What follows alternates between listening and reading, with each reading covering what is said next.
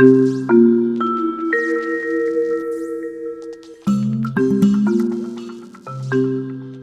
don't know about you all, but I don't get a chance to do a Q&A with people like Dale, Dickey, and Wes Studi very often, so I am going to relish this. Max, this is your first feature, right? Yeah, that's right. Congratulations. It's just, Thank you. Thank you. it's freaking lovely. I've seen it multiple times now. I love it. I recommend it to everybody to go see it. So you're the writer of the script too. Do you want to talk about what inspired this story? I'll give it a go. It's the most honest, reasonable question in the world, and one that I have yet to fit into a concise or quotable soundbite. But I guess that's not the point of this particular screening. So clearly, because I still haven't even started answering the question. I guess the best way I can try to describe it is, that's where I grew up in Southwest Colorado. That's my home. It's where I live still. And it starts with that, I suppose, feeling very grateful and blessed to live in a place I find truly beautiful, even though it can bewilder and mystify and frustrate me. I love it, and sometimes maybe what I love is my memories of it, or maybe what I love is my hopes for it, but it's a love anyways. And I fell in love, deeply in love, which makes you just want to talk about that stupid four-letter word. And and at the same time, so many of the people I knew who'd raised me, I was kind of raised by the village, I suppose, and cared for me, and whom I cared for as well, were falling out of love in the various ways that life can pull it from us through divorce or death or any number of ways. And the contradiction, I suppose, of what I was feeling and experiencing, and what I was, and the challenges that I was seeing those I cared for feel, sort of became the question at the heart of it. And what I found myself wanting to believe is that love can be a deep and enriching part of our lives, whether or not it's shared with another person, and or if it's shared with someone who isn't here anymore. And yeah, I guess you ponder those sorts of things. You idolize these actors, as I had for so long, and picture them in this place, and spend enough hours driving around and listening to stupid, sad country songs. Like, this is sort of what bubbles up out of it. Thank you for sharing that. I love that answer, and thank you for your the emotion that you poured into the film, and the emotion that you're bringing us, obviously, tonight. So what made you think of these two? Were these people that you had in mind from the start for the movie? Yeah, before there was even a script or an idea, it begins probably with Dale at the very beginning, just as the movie does. And I first really noticed her in Winter's Bone, and couldn't stop thinking about this actor who was like unthinkably true, whatever that odd word really means. But I felt like this was someone I knew who was like deep and strong and tender. And then and I was so moved by the image that this could be someone in this world, and like a hopeful version of this world that I want to show. And when you start picturing this actor in a world, you're faced with the challenge of asking who the hell could sit next to her. And it's not a very long list. It might, in fact, be a list of Only one. the person who would take you out to the swamp to find the dead body of your dad could do it. Yeah. Wow. That's a reference from Winter's Bone, which All right. Dale probably doesn't toot her own horn, but she won a Spirit Award for that in 2010. Yeah. Thank you. And yeah, and Wes has been a hero of mine for a long time. You know, just like looking for what I've always wanted to do is show tough places tenderly, and these are two actors who have played tough characters tenderly and with humanity for so long, and I'm just really honored to be like a footnote in this great thing that they've both built in their own ways. So for the two of you, how did you build this relationship with people who, between, you know, I'm assuming they were kind of high school sweethearts, or they had a flirtation and spent a lot of time together as kids? I think Dale can handle that one. Thank you, Wes. No.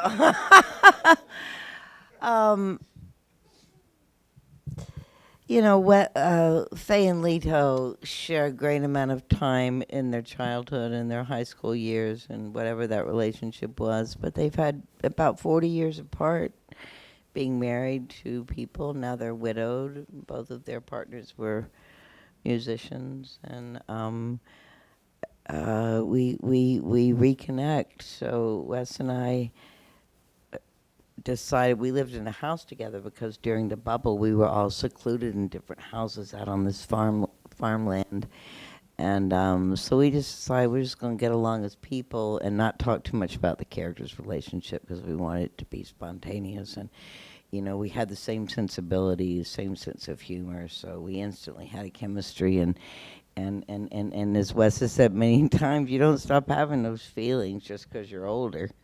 So the butterflies still come, and it just felt pretty real in that relationship. I mean, Max guided us brilliantly. It was a beautiful script.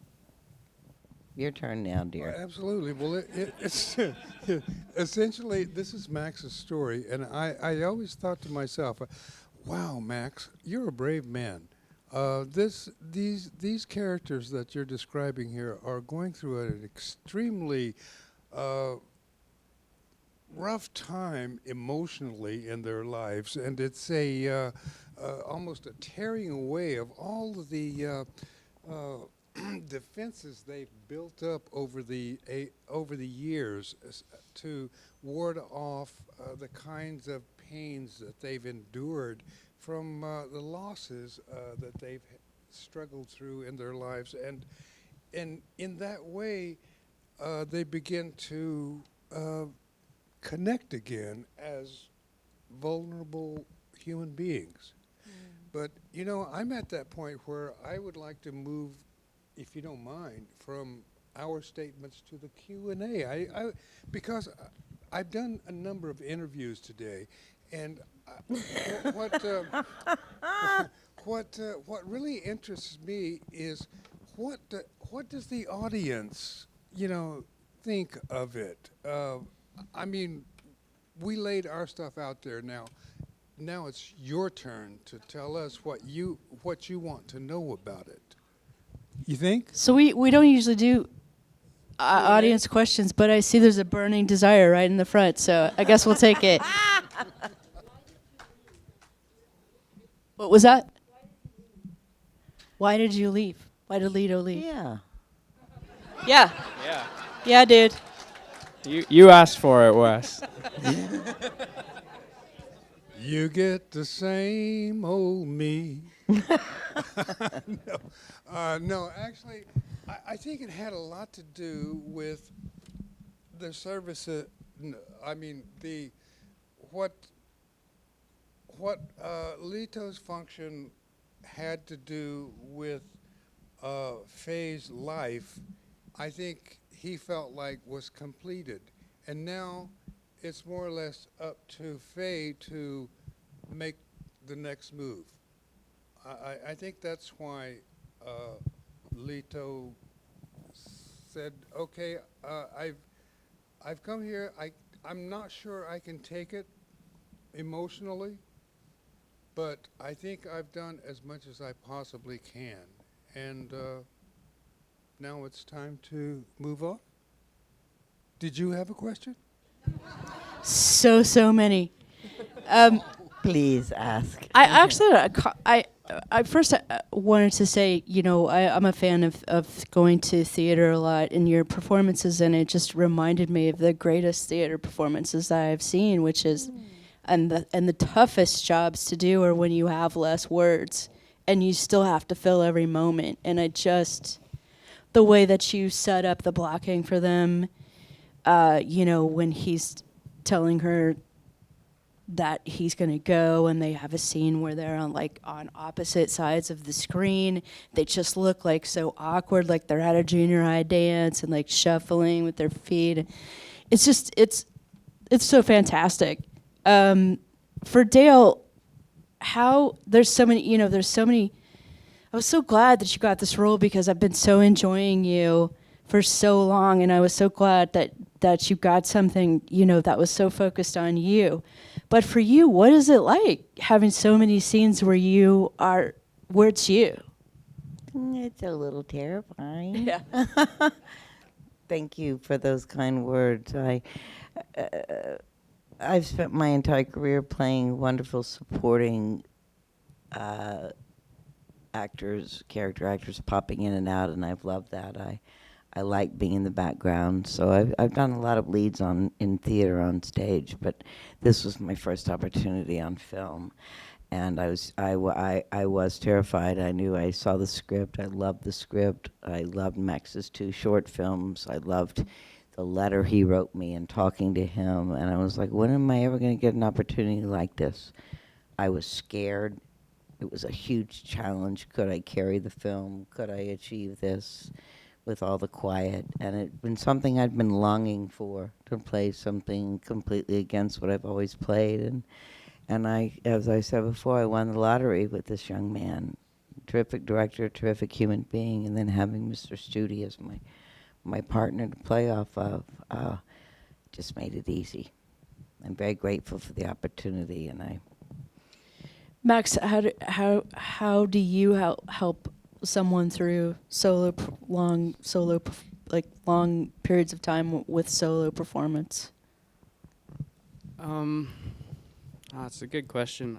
I don't know. I mean, like, the first thing I would have to acknowledge is that just like being my first rodeo and with such consummate professionals, felt there were real limits to how far I should go in presuming to instruct or explain anything to these characters who are ultimately going to share more, to these actors who are ultimately going to share more with the characters than I have yet to.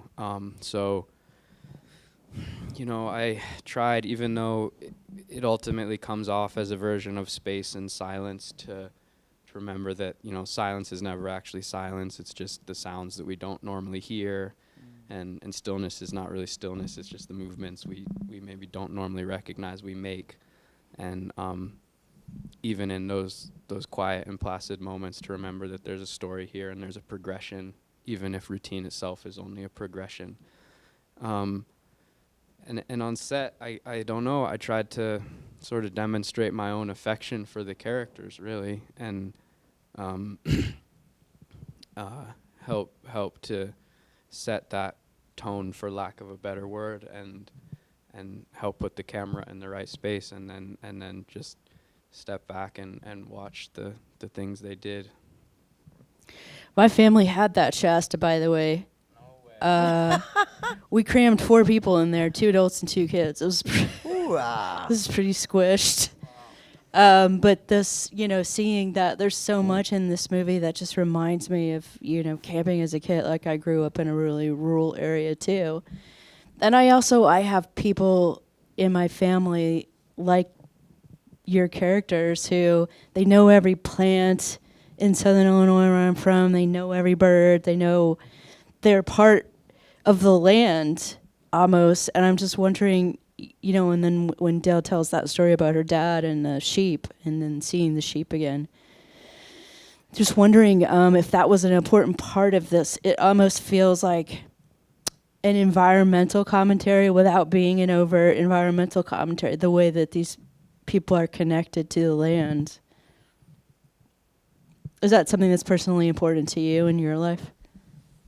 Yeah, of course, and for the character, I mean, if we're dealing with a story about connection or the lack of a connection, I think it's also a story about a character finding connections in the things that are there and finding worlds in like the small places that she's able to move through. And like it could be described as a one location movie, but at the same time, like we shot over a month and the leaves went from green to yellow to not being there at all. And the character's relationship to the surroundings and the beauty she finds in it transforms completely. And I like think of it as many different worlds in that place. But you know, like Dale, you showed up and you had a book on stars and a book on birds, and I have a big old bag of books on things. and it's like, you know, we're all from different places. Wes from Oklahoma, lives in Santa Fe. Dale grew up in mountains of Tennessee. Grew up in Southwest Colorado. Like these are different places, but I think they share certain things, which I don't know. Maybe helps like explain why I felt such a closeness. Yeah, something feels universal about that part of it. It feels like it could be a lot of places in the United States. I'd like to believe that any place shown like with an effort at specificity and truth, like somehow becomes universal and vast. That's. So was there one particular performance of Wes's that struck you that made you want him in this? I mean, the same way kind of Dale freaked me out in Winter's Bone. The Last Mohicans is unforgettable, but then like Hostiles much more recently. I'm also just like a huge fan now of the Reservation Dogs character. That was not during shooting, but worth a shout out. Absolutely. Phenomenal show. This is a long list. Talk about the, I don't want to say the background character, but just the supporting characters who end up being very important in sort of peopling this world, but who are also kind of quirky. Where did you get the idea for the lesbian couple, the family with the 4 sons and the daughter and no parent, the dead dad? I don't know. My life out there has always been made richer by the eccentrics and oddballs who wind up washed up in odd places and in the right moments can be like cherished and loved there. And I liked the idea of a campsite strange enough that nobody there is going to share everything, but everyone's going to share a little something. I don't know. I've always seen people you may not expect in these sorts of spots. It's also like those are just my friends. Like Ranny's heroes are her brothers, or all the cowhands who I grew up with, and that little girl's a local girl. It's nice to throw your buddies into something when you can. Appropriate enough too, I hope. Does he really deliver mail on a horse to campsites in Colorado? That's more of an Arizona thing. I've seen it in Havasupai, but I hope we can forgive that. That would be awesome. I gotta say, and I've said this before. I don't think Max. I think I'm correct. In the first script I read of yours, the mailman was not in there, and I was so thrilled when he wrote that character because it was right around the same time that. I don't want to get political, but there was an idiot put in charge of the United States Post Office named DeJoyce, and it was like. This is an institution. People depend on their mail. People wait on that letter. My dad's 95, and he wants a letter in the mail, not a phone call. And, rain, wind, whatever, they get there. And I love that homage to the United States Post Office. So one of my favorite parts is the song that you do together. Are the two of you singers and musicians? Because you sounded good to me. I grew up singing. I did a lot of musical theater. I love to sing, but I kind of quit singing after a while, and I barely play guitar. Wes is quite an accomplished guitar musician. We work together. Dale has a great voice, and she can carry a tune much better than I can. I think we can testify to that when we try to go kind of high at the end of the song. See, I knew it. It should also be noted that that's your guitar, Wes. Like it was written, of course, to be a beat-up acoustic, and then he shows up with a bright red electric guitar. There was no going back from there. And tiny little speakers. It was live. Just rolled the camera and we just did it all, warts and all. Yeah, I mean, I think what I loved about it is that you're not rock stars, and I just love hearing people sing with their natural voices in movies. You know what I mean? Like, it's so much more touching and real. Well, Wes had to pretend to be a lot worse at guitar than he actually is. Could you shred? Were you like, when the camera all, was off, you're shredding? Yeah. We all wanted to be real rock stars. You know, that's really where it comes from. Yeah. Do we have any other burning desires from the audience before we go? Anybody? Yeah?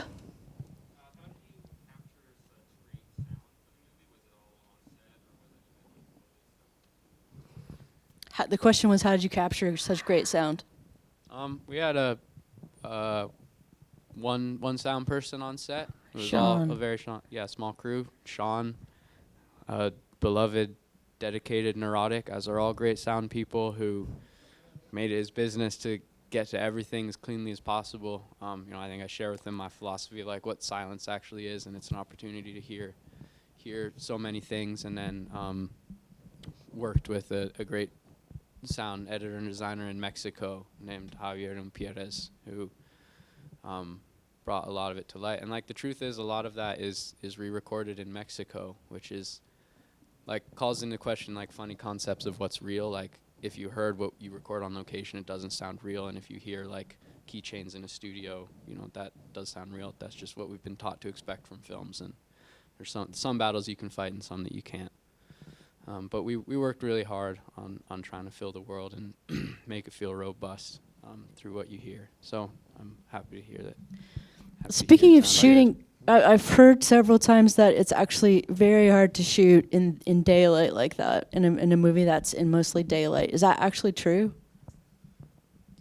Yeah, there's like kind of conventional wisdom says that soft light is better and it's best to shoot before the sun is too high or after it's begun setting, and that is beautiful, and we chased that whenever we could. But I don't know, this great cinematographer I work with, Alfonso de Salcedo, and I, through doing short films out there and working on film, which this is, discovered that like the celluloid allowed us to use to shoot right through the middle of the day and right in the really hard light. And I mean, that's like what that is, and we love the way it looks.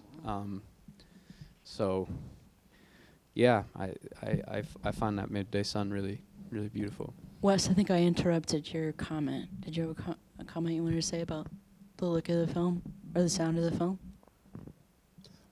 I was going to say we did no looping whatsoever. Right? Yeah.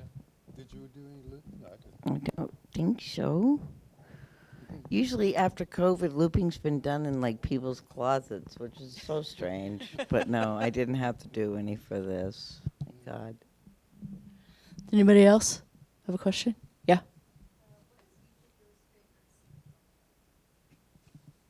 Favorite scene? Favorite scene? What is your favorite scene, Dale? Oh, I knew you go make me go first. I can't make decisions on it. There's a lot, but I think I have to say the final night of filming when we all climbed that mountain was a glorious rap night experience and a way to reach the penultimate and let it go, and was it just a beautiful night. I'm twice as old as all these young kids, and I was like, bring an oxygen tank. Okay, it's 12,000 feet, and I'm still smoking, so yeah. But I grew up hiking. I love the mountains, and I knew maybe Dale couldn't accomplish this, but Faye certainly could. So that adrenaline kicks in, and they all were there to support me, and it was a a glorious way to say goodbye to a beautiful family. I think my favorite scene was the one where we're sitting on the very near the water on the rocks, and I asked Faye to take a picture, and she initially says no, I don't want to take a picture, and then finally acquiesces to being directed to. Show me what to do. Yeah, exactly. That's what she said. Show me what. Okay, and right, and so she makes a slow turn like that, and then that picture becomes a real a cognitive point about the story and all at the end of the film. Yeah, I enjoyed directing her. And I enjoyed your direction. Oh, I was gonna say that was the best scene in the movie. It was so tight in every way. Well, thank you so much to all of you for coming. Congratulations on this movie. It's fantastic. It opens Friday. Yeah, Tomorrow? opens tomorrow. Opens so tomorrow. please Tell your family and friends. Go see it again. Yeah. Thank you guys for coming Thank so you so much. Really appreciate it.